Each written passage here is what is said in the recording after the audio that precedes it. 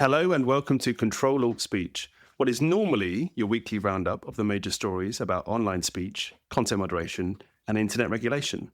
You'll notice that there is no prompt, as we usually start each episode with, and that's because we're taking a break from the usual news roundup to bring you some special behind-the-scenes type episodes to listen to over the month of August, when Mike and I are doing lots of traveling and taking a bit of a break from the podcast. We've got some really fun ideas coming, including an episode in which we answer questions from you, our listeners. But today we're going to discuss the future of the podcast, how we keep it going, and to be honest, just talk a bit about some stuff we're thinking about and kicking around about the podcast and what it's been like to do over the last 18 months. I'm Ben Whitelaw. I'm the founder and editor of Everything in Moderation, and I'm with Mike Masnick, my trusty partner in crime, who is just back from TrustCon. Yes, we're giving some evidence of when we were recording this. Yeah, true. You've just had a kind of big few days in which you took Ctrl-Alt-Speech to the stage in front of real people. Talk about how that was, first of all. Yeah, it was great. Hopefully, if you're listening to this, that means you will have already listened to the live version of Ctrl-Alt-Speech, which was a ton of fun, as it was last year, though slightly less fun, as I warned, because, Ben, you were not there to guide us, and I had to do the guiding, and I am less good of a guide.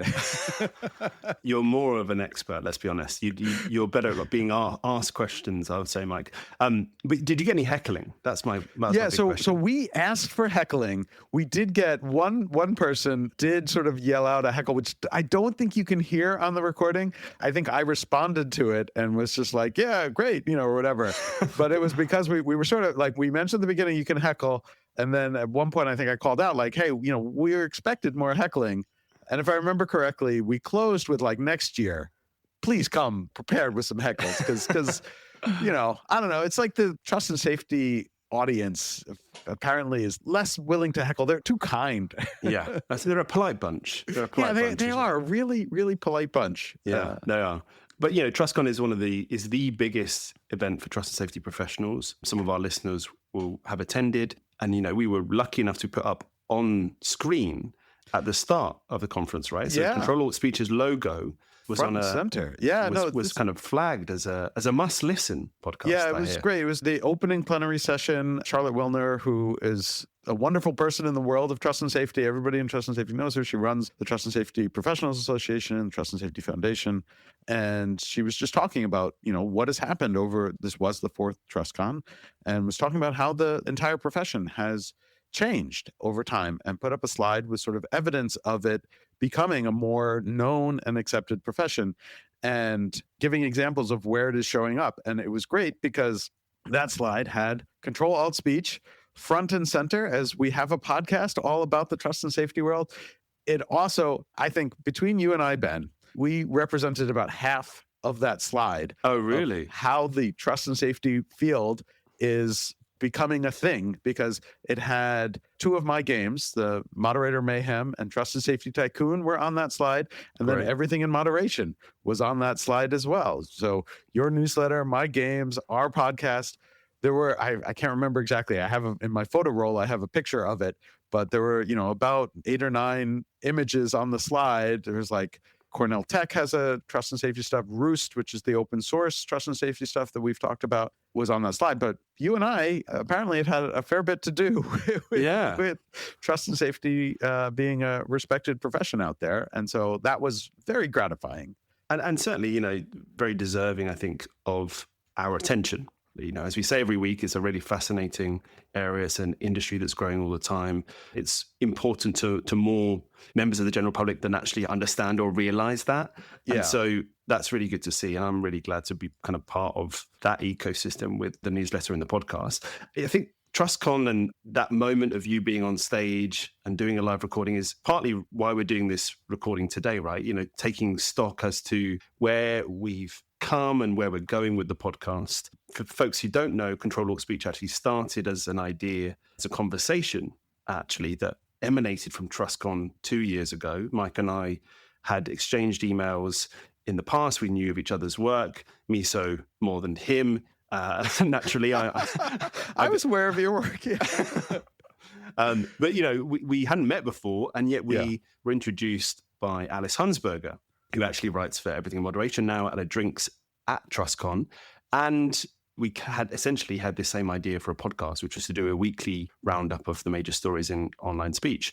And so this is a really kind of, I think, a good time to take stock and to think about what we've done so far and where we're going. And we figured rather than just talk about it ourselves, we would explain to listeners how that works and to kind of reflect on it a bit, not least because one of the kind of major sources of funding that we've had to date is kind of actually elapsing. It's kind of, we've run out of a pot of cash, basically, that we had to pilot the podcast. And so again, talking about the financial sustainability of the podcast, I think makes a lot of sense with listeners. Yeah. And I mean, just to be clear, we basically got funding that got us to a point that was a year and a half's worth of podcasts. And we're about a year and a half in. And we're sort of figuring out, we obviously have received lots of support and lots of love, but figuring how do we continue to make the podcast sustainable is something that is important to us and we think is important to our regular listeners. And so we want to be really open about how we're thinking about it and where hopefully some of our listeners might be able to help. Yeah. And many of those listeners are new, right? Yes. People would have found us over the course of the last 18 months. We did do a bit of an explanation of how we wanted to sustain the podcast. And I think in episode 3, where we explained how sponsorship would work. And we had our first sponsor in the launch episode, and we've had a few sponsors since. But actually, we haven't kind of returned to that topic since then because we've just been too busy analyzing the many, many stories each week that cross our paths. So this, again, feels like a good time to do so. But let's kind of go back a second, Mike, and just talk about what we see as the vision for the podcast and why we decided to do it in the first place. And maybe let's kind of replay that conversation we had in that bar where you and I had the same idea, because I think it's more important than it was even 18 months ago. Yeah, and it's also somewhat evolved, I think, in the last 18 months as well, or the last two to 3 years. I mean, my take on it, and I'm sort of curious where your thinking is as well, is that there's a lot happening in the world of the internet, online speech, and obviously the policy side, but also the way the companies are acting and thinking about these things, and how do you build an internet service that people actually want to use and that they feel safe using. And it was one of those areas that I had found in my work over the last few decades it touched so many people. I mean, everybody uses the internet and everybody uses these services. And so many people are very confused and just have no idea about how this works. And the idea of trust and safety, or even just the concepts of online speech and the fact that there are these intermediary companies in there and that there are attempts to regulate the internet and how these things work. And people don't really understand the background. And, we're certainly seeing this across, I mean, I spend a lot of time complaining about the media and policymakers. So we see that, but just in the general world, people, they use these products, but they don't understand how they get made and how they work. And they often assume things that weren't true. And the more that we could do to explain that world in a way that makes sense and explains the complexity. I think there is this problem that we live in this society now where everything wants to be simplified, right? Everyone wants the short bites, the quick explanation, the easy understanding of how things work. And yet this is a really, really complex world with, as I say over and over again, tremendous trade-offs where there is no good answer. And this is a Dave Wilner line that I'm stealing. There's only the least worst answers, right? How do you figure out the least worst answers? But I have this hope that we can explain things in a way that allows people to embrace the complexity and allows people to embrace the trade-offs and recognize that it's not that when something happens on the internet that is bad, that it is necessarily an evil decision by a horrible person. There are evil decisions by horrible people. Don't want to say we've talked about a few of them on the podcast. Yes, yeah. But a lot of it is about the sort of incentives that are out there and the nature of things, the nature of humanity, and just the structure of these things.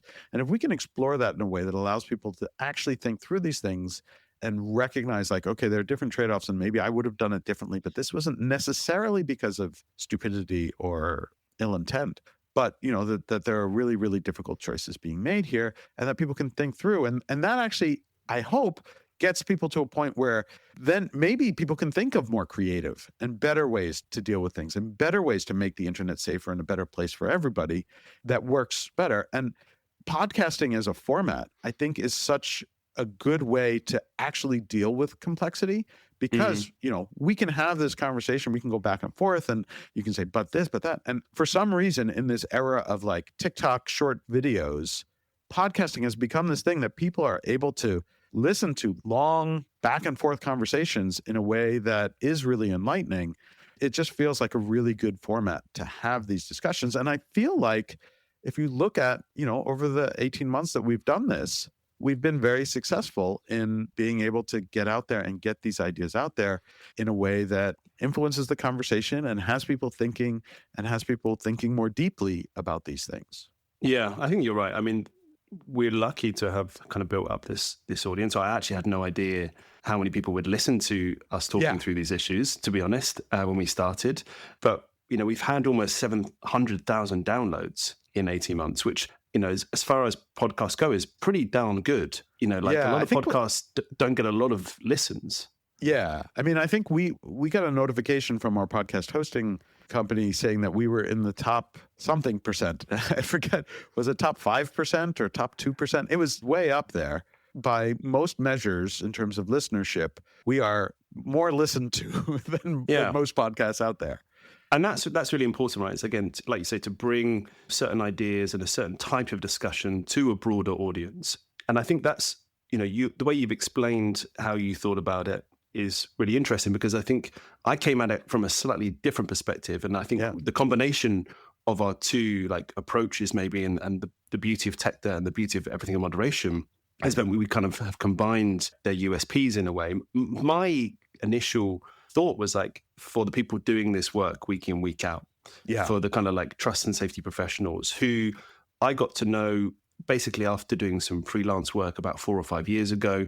My background is in newsrooms, but I ran a comment moderation team. So I'd seen on a very small scale for this one news website in this very small kind of market where everything was relatively well behaved in the grand scheme of things. I'd seen the complexities and the challenges of that. So in some ways, I was kind of operating in the same way as people at big tech companies were, but just at a very small scale. And I thought, God, if I'm finding it hard, these folks at big tech companies and even the medium-sized ones, they must also be really struggling. And I was able to kind of reach out and talk to a few of them for a piece of work. And lo and behold, they felt very isolated. They struggled to sell in ideas in the companies because, hey, safety is not very sexy, particularly if it runs counter to growth metrics or shareholder price. And, people were kind of doing the right thing a lot of the time. But like you say, running up against incentives that meant that they couldn't often do it in the way that they wanted or the way that was best for them. And I thought, maybe we can provide a companion for people working in those roles to their kind of weekly lives. Maybe we can help them understand that there are other people who think a bit like them, who are in the media and who are adjacent to the work that they're doing, that they can listen to and almost kind of form a community with in a way. And one of the things I'd love to do in the future is actually to bring together Ctrl-Alt-Speech listeners from all over the world, because we know we have such a broad audience. So I think that combination of, maybe my professional, very niche approach and your kind of more macro, how do we get these ideas out to a broader public and help them understand more is really what we see in the makeup of Ctrl-Alt-Speech every week. The stories we pick are a mixture of the two. I think the way we talk about them combines both elements. And I think that's kind of almost really our special sauce. Yeah. And I think those two things go together really well, right? I mean, for explaining these things to everybody, you have to sort of understand all of those different stakeholders and all of the different approaches. And it makes for a really, really good conversation and, lots of very interesting things to talk about, and people seem to appreciate it. For sure. I mean, I wondered if we wanted just to kind of spend a few minutes talking about how it works, because we've got a few questions from listeners about literally how do you pick stories every week? What's the process involved? I think it's kind of worth us outlining how much time we spend on this stuff, because I think it's probably more work than folks realize. It's certainly more work than I realized when I started. Yes. And I've got a lot of time for folks who do really highly produced podcasts, because I now know just how much effort and energy go into producing something as slick as that. So do you want to kind of unpack a little bit about how we work and what that process is from early on in the week to when we record and then when we publish? Yeah, and we can just go through this pretty quickly, but there's a lot of work involved. Ben and I have a running spreadsheet. It's set up, formatted for this. It's not just an open spreadsheet, but we have a thing where we are all throughout the week putting in stories that we are interested in potentially talking about with notes and ideas and thoughts and I mean, everything. if people get hold of this spreadsheet, Yeah. we're in trouble. We're in trouble. Yeah, I will say when we have guest hosts, we give them access to the spreadsheet, and I always worry, like, what if they go look at? We never remove their access to the spreadsheet, so Yeah, no co-host has yet gone rogue. yes, yeah, but yeah, and we're just sort of like throwing in all these stories, and every week we obviously have way more stories than we have time or ability to cover, but we spend a lot of time sort of thinking through and finding stuff, and a lot of the stories are things that I come across while I'm doing regular Tech Church stuff, but then I also usually spend a good amount of time, especially usually the day before we're recording the podcast, doing a sort of targeted search. And in particular, looking for, we always want to cover some of the stories that are the major stories, but also looking for the less well-covered stories. And we've always made sure, and we've been very clear on this, I think, that we don't want to be just overwhelmed by US-focused stories. We look globally.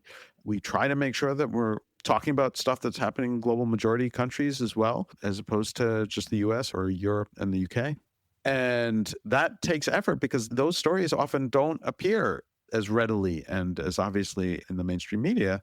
And so we're sort of constantly doing a directed search and reading through lots of news, deciding a lot of stuff we read obviously doesn't make it into the spreadsheet. And then before we record, we go through basically everything that we found over the week, which can be a lot. Yeah. We spend basically the same amount of time recording as we that's a lie. We spend more time. I mean, when we first started, we sort of pitched it as we're going to spend this amount of time preparing and this amount of time recording. And you have to admit, we're spending a lot more time on the prep side before we actually start recording. Yeah, and then I suppose that's both we sometimes disagree about what stories to be included. So we kind of debate a little bit, like what the merits of a story or what the best mix of a story is. I don't know that we disagree. I don't remember. I don't think we've ever had any sort of strong disagreement about stuff. It's just which stories do we want to lead with, and which are the bigger stories that we feel are more meaty, which are ones we can cover more briefly, which we always fail at. Yeah. Which ones we've covered in recent episodes as well, which we maybe don't want to kind of reiterate. There is a risk, I think, of talking about certain platforms or certain owners of platforms. Maybe we've not always done a good job of that, but we are trying to kind of spread, I think, the spotlight, of stories and companies and topics, because whilst we are a news podcast, it's still important for us to, I think, do that. And I think it's interesting, too, in that when we're talking through the stories, we don't plan out what we're going to say, but we will have a short discussion about this is kind of what I'm thinking about this. I think there's something interesting to talk about on this angle, which might not be the major point of a story, but what if we just focus in on this aspect of that story? But that's it. When we actually get to the conversation, I will tell you, I'm often amazed. You'll ask a question, I'll be like, where did that come from? That had nothing to do with what we discussed beforehand. And now suddenly I have to come up with an answer on something I hadn't really thought about. I like to keep you on your toes, Mike. Yeah. But, we do put an awful lot of effort into it. And then after we record, we spend a bunch of time talking through. I mean, we'll talk through certain aspects of how the episode went. Obviously, one of our favorite parts is coming up with the titles of our episodes. If I'm just telling, please, as listeners, tell us that you like the effort that we put into the titles, because we put a lot of effort into clever titles. And we hear from some of you that you really appreciate it. But it'd be great to hear from more people. Just to kind of make clear, we will probably spend upwards of we will spend up to 30 minutes. Thinking about titles, thinking about what are the kind of key themes, coming up with someone will have an idea that emanates from a song or from a TV show, and then we'll discuss did the TV show make it over to the UK or the US? Does that kind of reference resonate? And I'll be often no, or I was only 3 years old at the time. And then we kind of are back to the start, and then we go around in circles. And then we have this, I think, style for titles as well, which we Yes. seem kind of like insistent on keeping. We've discussed the like merits of that as well. But it's actually a real like a load of fun, but also the toughest 30 minutes of my week. my brain doesn't work as hard as it does in that 30 minutes. And you have not mentioned, I have created an AI tool. Oh God, not that AI tool. But this is about 3 months ago. I created an AI tool that when we finish recording our episodes, I grab the auto-generated transcript and drop it into this tool, which analyzes what we talked about versus the entire history of Ctrl-Alt-Speech titles and has it suggest titles of that nature. And Lee, our producer, keeps saying that we should keep score of how many of the titles we use were given by the AI versus how many were human generated. Look, it's not even a close fight. Like the AI, it is closer than you think. No, the AI is terrible at titles. I do not think. No, you're wrong. You're wrong. I would say since we started using it, at least 30% of the titles came from the AI. I don't know. I mean, none of the ones that I've suggested have been AI generated. So I have to go back and look, but I could point out which titles were AI suggested titles. I thought they were from your brain, Mike. Now I know. Well, there we go. From the AI. But safe to say, like that is a large component of the week's recording. We actually have thought about like recording that segment and then putting it out as an extra. And I wonder if listeners would like to hear that. Maybe that's navel gazing at its finest. But at that point, we have a recorded podcast. We have a title that we're probably happy with. Sometimes we'll revise it. We'll be messaging back and forth late into the night. And then it goes to Lee, our producer and editor, who kind of remarkably turns around an edit in like a matter of hours. Like we finished recording kind of 7 p.m. UK time on a Thursday. And then by like basically midnight, it's up in people's feeds. Like it's one of the fastest kind of turnaround podcasts that I know of. Because, I mean, podcast editing takes time, and we do a full edit. Lee, our producer, goes through and edits and makes us sound better, which maybe we shouldn't admit. We always sound that smart, but there are moments where we may stumble or make a mistake or, you know, now I'm doing the very thing. It's got into your head. Yeah, I got into my head. Just, you know, there are things that will cut out ums and likes and stuff like that and just make the podcast more listenable, you know, checking the sounds, evening out the levels, all of those kinds of things, just making us sound better. And it is a process. And there are other podcasts out there in the space that have much bigger teams and much, much bigger budgets and yet are much slower at their turnaround. And I think of something like Hard Fork, which is a wonderful podcast. You know, we're huge fans of Hard Fork, and they cover some of the same ground as us. But we know that they record on Wednesday, and they don't release their episodes until Friday.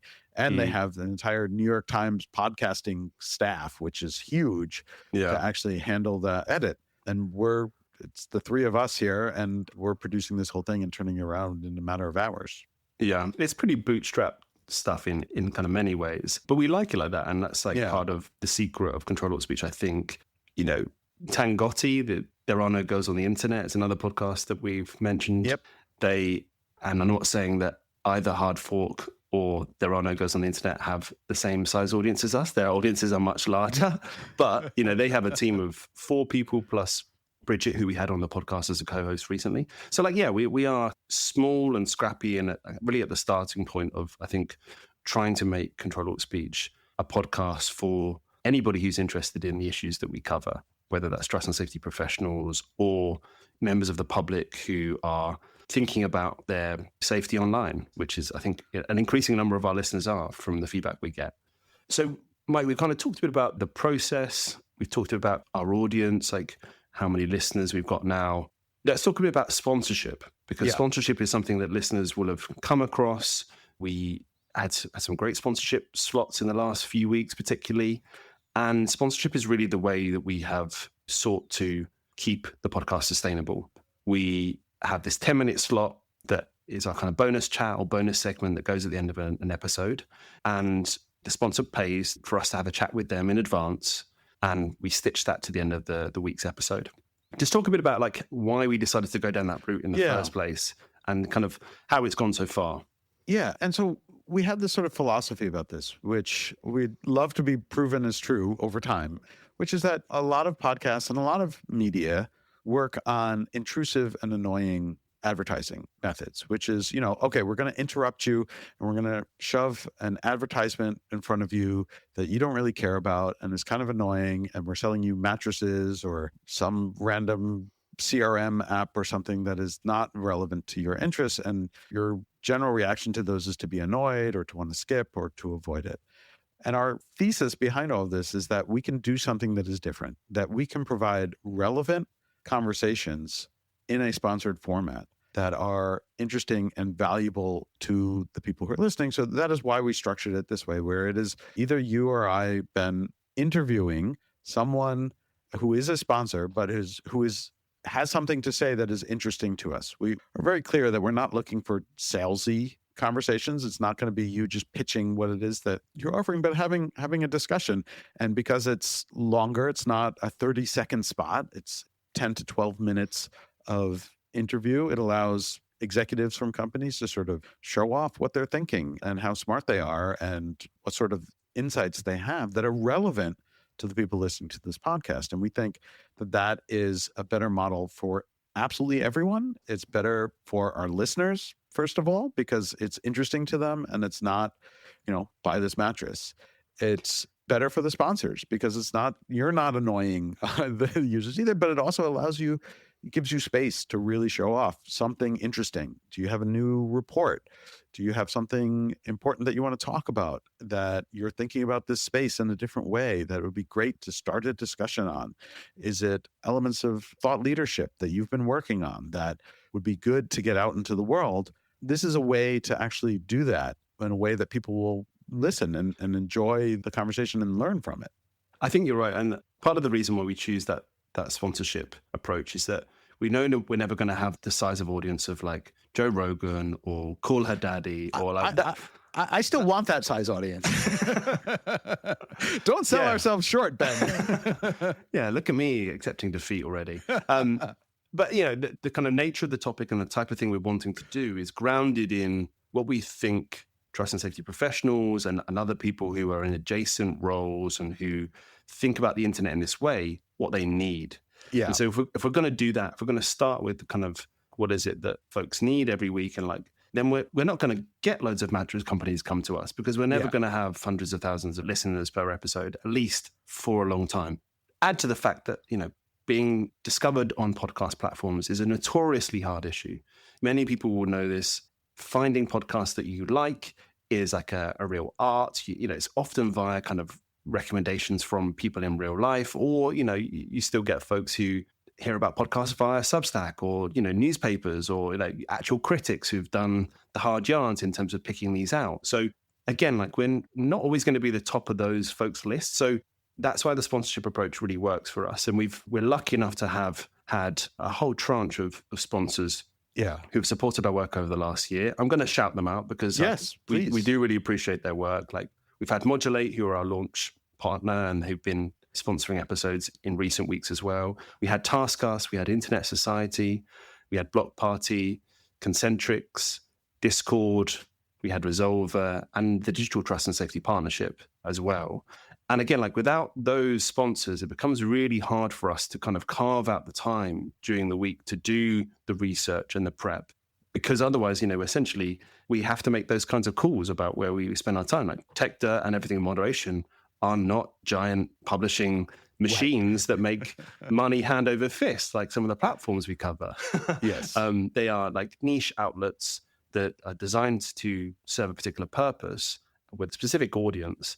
And I guess that's part of the reason why we're doing this episode, is because we would love you, our listeners, to support our work in whatever way you can. That might be through sponsorship.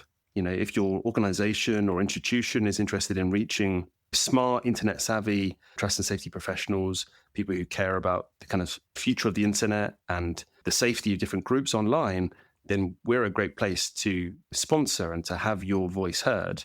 But we also have to think about kind of other means of keeping the podcast sustainable, right, Mike? Because I would say in the long term, with the loss of this recent funder, that we mentioned at the top of every episode, it does become much harder to sustain a podcast in the long term. So we are actively thinking about what we can do. Yeah, and we're exploring all sorts of different ideas, while trying to be careful in that we don't want to do something that negatively impacts the podcast and the relationship that we have with the community of people who listen to it. And so that's sort of what we're trying to figure out. And if there are alternative things that we can do, obviously lots of podcasts have Patreon type subscriptions with bonus episodes and things like that. There are different things that we can explore. And we're also talking to other potential funders as well, and hoping that some of them might step up and fund the podcast as we've had in the past. And so we're in this process where we're searching. Yeah. is what it is. We love doing the podcast. One of the things that I heard from people at TrustCon was how much they can tell that you and I just enjoy doing this. That the conversations that we have every week we have a really good rapport and it's fun. And I look forward to it every week. It's one of the main highlights of my week, and we want to be able to keep doing it. And so we're in the process of figuring out how we're going to make that possible. And sponsorship is certainly a big part of it, but we're open to other ideas, and we're thinking through some of these different ideas and sort of figuring out what we could do that would make sense, that wouldn't take away from what makes the podcast so great. Yeah. And likewise, like it's a big part of my week. I really get so much from talking to you, Mike, and of like having my ideas challenged and trying to figure out how to kind of, win you over in some of my views, and often, having to eat my words or row back on a thought. And again, hopefully listeners understand and appreciate that process. I think the other thing is that we want to get more voices onto the podcast as well. We had some really great co-hosts, like some of the best kind of smartest folks in internet policy and academia and people who work in platforms who've been able to share their thoughts and their insights about that week's news, but also how they got to their positions and how they think about some of the challenges that we talk about. And we'd love to get more people, not only on as co-hosts, but doing deeper, more rich interviews with them, because there's so few avenues really for people working in this space to talk in a way that is challenging, but not going to be something that their comms team are going to say that they can't do.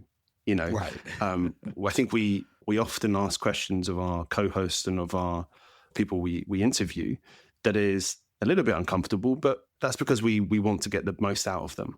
And yeah, I mean, a lot of it is, the people that we have on the podcast are obviously real experts, and giving them a chance to share that expertise. Again, like it just goes back to so much of what we're trying to do is spread knowledge and understanding and deeper understanding, not surface level understanding. And getting experts on the podcast to give their views is one way that we're able to do that. And just being able to get different voices and different perspectives, because this is one of the, the nature of this being a complicated and complex world is that there are many different perspectives, and sharing those and allowing everybody to think through these different things is the best way, I think, to spread that knowledge and to get people to have more, a deeper level of empathy and understanding about all of this and how the internet is kept safe. Yeah. I mean, it's funny that we have essentially created a podcast with the sole aim of making people admit that there is no easy answers. Like, that you might think that creating a podcast where you give people answers is a more lucrative, better approach. But actually, we've done the opposite. We set up a whole podcast that says, actually, there are no answers. Don't listen to what we say. There is no fix. But that's the nature of it, I think. And we have these big plans. We wanted to share some of this with our listeners as we go into a bit of a break and as we take a bit of time off. And so hopefully we've done that today.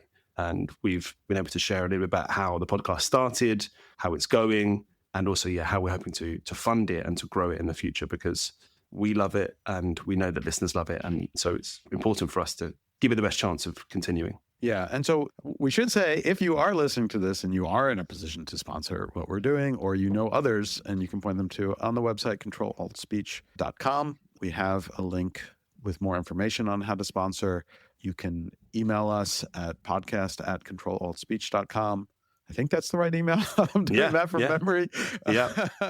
And, let us know. And, one of the other things I'll mention, just in the fact that we are a small and scrappy team, and we're in this process, we're sort of figuring out what and how to do this, is that we can also be creative, and we want to be creative. And so if you have some creative idea that we're not smart enough to think of about, a different kind of sponsorship or something like that, let us know. And we're able to think these things through. The focus for us is always going to be that we want something that is truly good for all the stakeholders here, the listeners, the sponsors, and for us as a podcast, to make it all make sense and align the interests. I think is actually, in some ways, it's crazy that more of the world isn't that way, that how much of the world of sponsorship is really about being intrusive and annoying. And I think there are better ways to do it that actually benefits everyone. And I'd love, separately from explaining complexity to the world, but to show the world that we can make a podcast that has sponsors that people actually enjoy listening to those conversations. And I think we've done that, with the conversations we've had and going back and listening to them. We get great feedback about sponsor episodes that people say, oh my gosh, I learned so much from that. And that's exciting. I think that is, in its own way, is kind of revolutionary and not something you hear about on the internet very often. Yeah, indeed. So yeah, Mike's summed up very well. If you have any ideas, get in touch with us, podcast@Ctrl-Alt-Speech.com. Go to our website to find out more about how you can sponsor. We hope you've enjoyed today's episode. We've got others a bit like this coming up over the course of the next month. And you can find us on the internet to ask us questions that we'll talk about in a future episode as well. Thanks for listening. Take care, everyone. Thanks for listening to Ctrl-Alt-Speech. Subscribe now to get our weekly episodes as soon as they're released.